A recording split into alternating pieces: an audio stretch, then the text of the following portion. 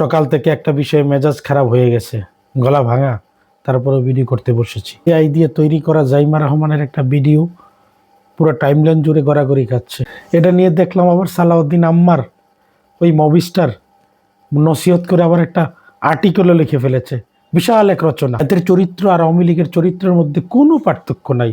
একসময় আওয়ামী লীগ বেগম খালেদা জিয়ার চরিত্র হননে লেগেছিল, এখন তারা এই আগামী দিনের এক সম্ভাবনাময় জিয়া ফ্যামিলির এক নারীকে নিয়ে তারা এই ধরনের চরিত্র হননে মেতে উঠেছে। তারা ভিন্ন মত, ভিন্ন চরিত্রকে দমন করার জন্য কি ধরনের নোংরামি খেলা খেলতে পারে, এ জাইমা রহমানেরই উদাহরণই যথেষ্ট।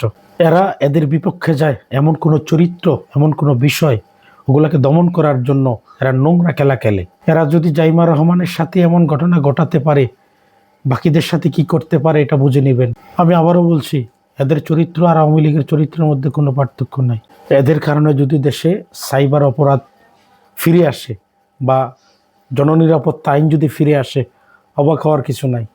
সর্বশেষ আপনাদের একটা কথা বলি, যারা এই জাইমা রহমানের এআই দিয়ে বানানোর ভিডিওকে শেয়ার দিয়েছেন, কমেন্ট করেছেন, লাইক করেছেন, তাদের বোঝা উচিত ছিল উনি জিয়া ফ্যামিলিটা বাংলাদেশের বিরুদ্ধে যায় এমন কোনো কাজ কখনো করবে না, এটা আমার দৃঢ় বিশ্বাস।